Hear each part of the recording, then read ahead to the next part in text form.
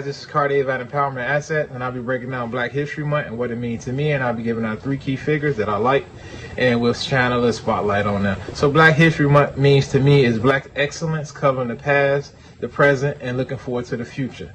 We as Black people was brought over to America as slaves. Not all of us were slaves, but a majority of us brought over to slaves to pick fields of cotton, and to do many other things, right? We was mistreated.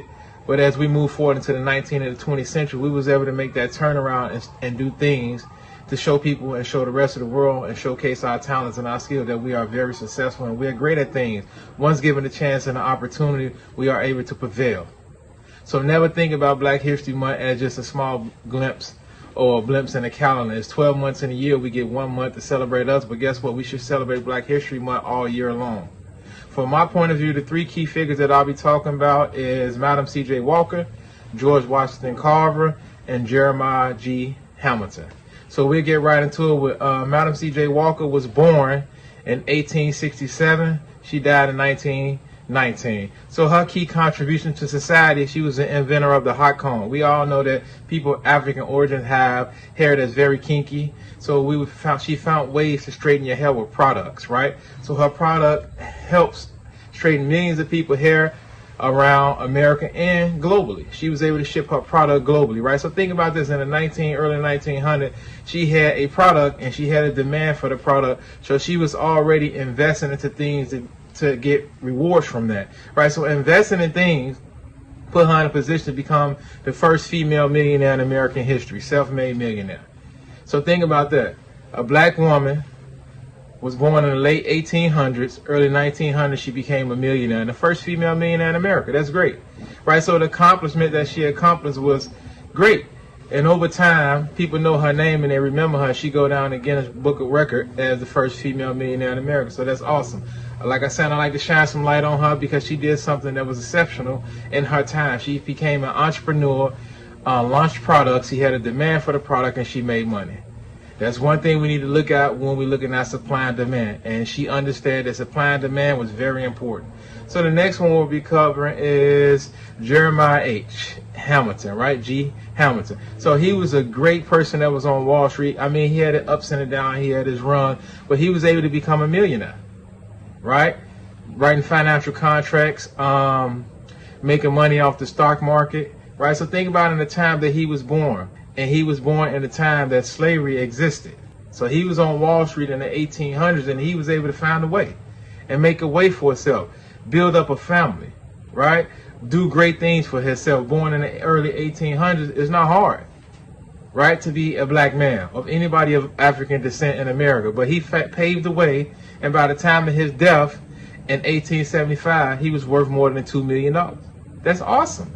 Being a millionaire in this time, in this era, when we had segregation, discrimination, slavery, and people's mind frame was totally different, he was able to weave through all of that and become a millionaire and put himself in position to compete with the white people in society.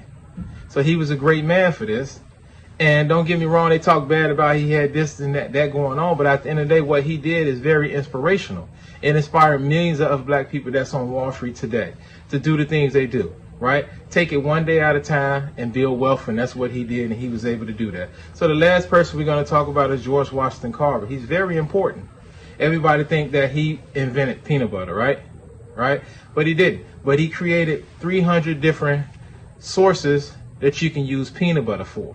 Right? George Washington Carver was a very educated man. Everybody know him from Tuskegee. Everybody know him for his experience with peanut butter. Nobody knows him for him discussing ideas with Henry Ford to create the plant that we know of today, where they create multiple cars. He gave Henry Ford the idea, hey, if you take this idea back, you can create a plant, you can produce multiple cars at one time. So some of the things that he was able to create out of peanuts is very, very, very important to us to this day.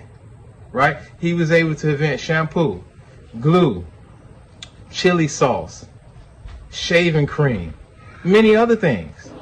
He was able to do this out of the mind, right?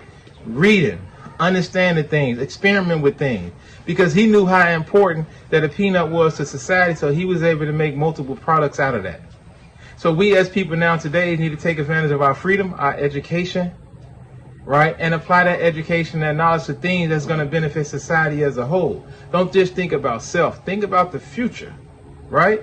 Preserve your future and your heritage, right? So 20 and 30 years from now, a lot of people will be speaking about you for Black History Month because you made contribution to society and you moved the culture and you moved the people forward.